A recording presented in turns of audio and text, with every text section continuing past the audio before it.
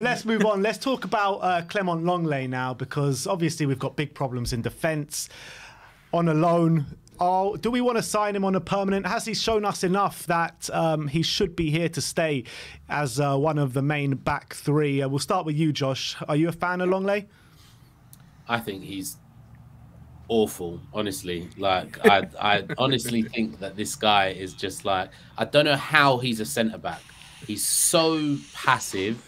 He can barely win a duel. Like, you know, I honestly think it was just, this is the one thing that where, like, you know, me and Danny sometimes clash in the WhatsApp group or whatever, but like, this is a proper like Levy signing. Do you know what I mean? Like, is a like, oh, we couldn't get Bastoni in, let's get this geezer on loan. Do you know what I mean? I know a lot of people say, oh, he's been all right, he's been competent or whatever, but when you think about it, defenders are meant to defend. Not only does he make the same mistakes and probably more of them than Ben Davies does, but he can get muscled off the ball by little players like Saka. Do you know what I mean? Like he doesn't seem to have any physical presence about him, and you're meant to be a centre back.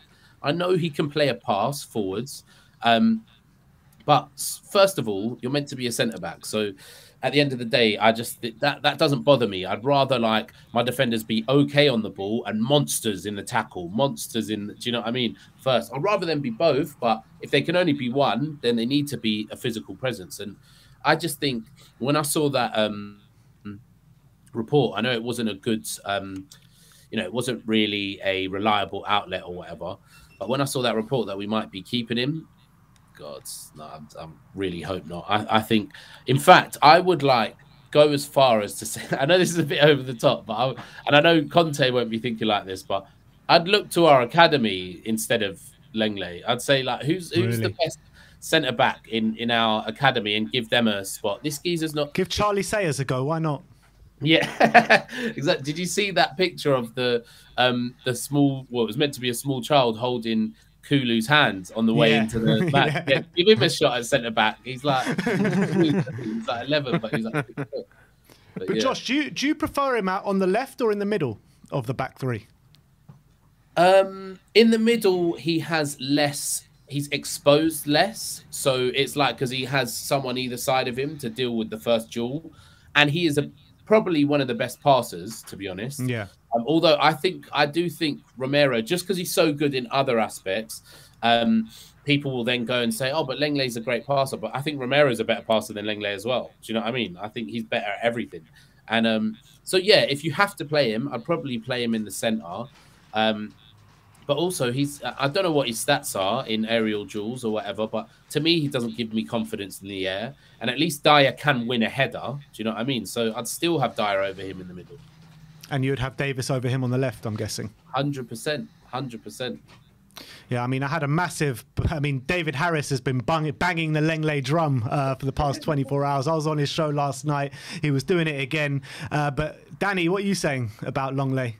Yeah, Lenglet's not good enough for this club. He's just not. I think with Lenglet, it's like, yeah, Lenglet is again another one of those stopgap signings. They couldn't get the players they wanted, or they didn't try hard enough to get the players they wanted.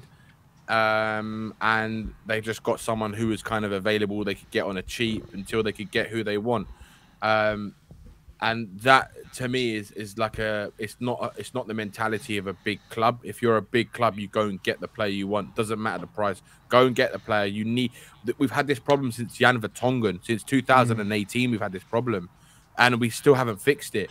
So that's like over how many years is that now? That's ridiculous. We're in 2023 We've had problems for a lot longer than that, Danny. What year did we sell Kyle Walker in? Yeah, yeah, that's what I'm saying, Ben. But it's the way that the club is run, right? I'm not going to get into that, but like you bring in, if you're going to bring in a player to help you, like Lenglet, I get it's like a number. It's like just to make the numbers, isn't it? Like and hope that. It's another one of those players where you just hope that he's going to be good for the return that you've paid for him or the loan deal you've got for him. And if he doesn't work out, he's gone in the summer. And if he does work out, you might end up buying him for a cheap fee, which it's just like such bad football business. If you're looking at players who are, I mean, Lenglet, prior to coming to Spurs, 2 years prior to that, he's been in bad form. He's had bad injury issues. He's had bad form. He was one of the top-rated youngsters in the world when Barcelona purchased him, and for like 1 or 2 years, he was very good. The last 2 years prior to that, prior to the move to Tottenham, he's been poor. So, and I think with this season at Spurs, I think what Josh is right. He seems to make more mistakes than Davis, but the only thing you could say is he's better on the ball than Davis. But if I'm honest, I'd probably prefer Davis. I mean, this is how bad it's got. We're having to choose between Lenglet and Davis as our left centre backs, and it's quite terrible, to be honest with you. And do you prefer Davis, Danny? I prefer Davis and Lenglet. I do, yeah. I do prefer Davis and Lenglet. I think I feel more confident with Davis than Lenglet. But Lenglet is not too bad. Actually, no, I'm not going to say that because he is too bad. I remember how bad he was against Man City. Yeah, I was going to say Lenglet was he's better as a central centre back, but I think he's just as bad, to be honest with you. I think he, like Josh said, he's very, very weak. He gets pushed off the ball a lot more easily than Davis does. I just think he's just there for a number. How many times have you seen him this season start and he's been hauled off the pitch in the second half? Conte's done it quite a number of times when he has chosen to start him. And yeah, I think I don't want to sign him at all. I think it's a waste of a signing if we sign him. I think if we sign him, to me, that shows the exact ambition of the club. And fans need to wake up and see it, in my opinion, because if fans are happy with someone like Clement, Lenglet, and Davis as your options as your left centre backs, then we don't deserve to be ambitious at this club, and we don't deserve to challenge for things, because you can't challenge for trophies when you've got those two as your players. I mean, in all honesty, we need both of them gone. But look, this is Tottenham we're talking about, and this is Daniel Levy. So if you're going to get rid of one of them, you get rid of Lenglet, and you just get a better player to rotate with Davis for the time being until we can get Davis out of the club. But for me, Lenglet, I would never sign him on a permanent deal. He's just not good enough anymore. He just really isn't. Not for what we want to do. I mean, I completely agree. I don't think he's good enough. I don't think he has been good enough since he joined us. I've always had the reservations since his debut, to be honest. And he just doesn't fill you with any sort of confidence going the other way. And to be fair to him, like, he's got 2 assists this season, and he got that goal in Marseille. So he has stepped up somewhat in big moments going forward. But your first job as a defender is to defend, and he just can't do that, especially in the Premier League. What are you thinking, Sim? I think that I don't think he's been a total disaster, but what I would say is average, though. I think he's average. I think he was that, and that was the fear when we signed him. Like, I think that obviously he had a very good time at Sevilla, which convinced Barcelona to part with a lot of money to sign him, and he's gone to Barcelona and he's been pretty average in the past couple of years, although he made a decent start to life at Barca.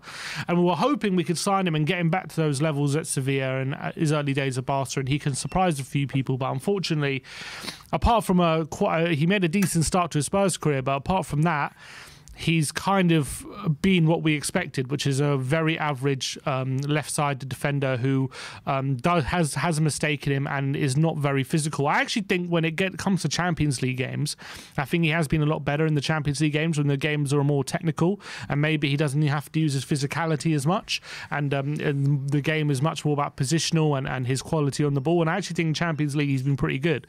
But in the Premier League, especially in physical games, where I remember that I think it really clicked for me when we played Newcastle at home, and that moment Almiron just breezed past him, and I think from that moment I'm like, okay, maybe this guy ain't the answer. After that moment, and I think since then, I think that moment's really affected him, because I think he was actually pretty decent up until that game, and then since that game he's made a series of mistakes, and I think he's been bullied quite a bit, and I think that if we're looking for and also one thing I think Ben Davis has over him is Davis is a lot more comfortable in the wide areas, I think, than Lenglet.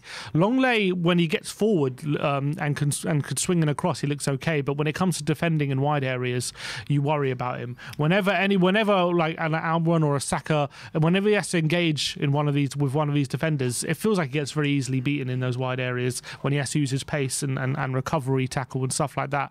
I do worry about him in those kind of areas as as well. He doesn't do what Romero does when it comes to like anticipating tackles and you know, strong crunching tackles, which he feels like he can win early. He doesn't do that either. What he is he's a silky, elegant kind of defender who likes the ball to feet, and he'll try and nick an interception, and he'll try and pinch the ball off you without really engaging you physically. But if he does engage you physically, you've got a very good chance of beating him. And aerially, for sure, I think Josh pointed out, aerially he's terrible. He gets beaten in the air very, very easily, and that is a big worry when you're trying to defend set pieces and things like that. So I think for me, he's just not going to look. If we want our defense to go to the next level, he's not going to do that. I don't think our defense is much worse with him in it than it was before. But although the stats maybe argue otherwise, but for sure you're not going up. You're not increasing our level with Lenglet there. And if we're looking to move on with our backline and improve our defense and have a more physical backline, he just isn't the answer. And I feel like the only games he's good at is games where we're asked to dominate the ball. You know, away to Preston, I thought he played well. Away to Marseille, I thought he played well. At home, away to Bournemouth as well, when he played in the middle of the back three, I thought he played well that game. He played all right that game, yeah. It's only games where we've asked to dominate the ball against teams of maybe considerably lower quality, where he actually stands up for the team. And I think that tells you everything you need to know. And when we come up against teams where they put it on us, he's always found wanting, in my opinion, and defensively nowhere near good enough. But yeah, I think that's a general consensus of Lenglet that we don't want to keep him. But the last topic of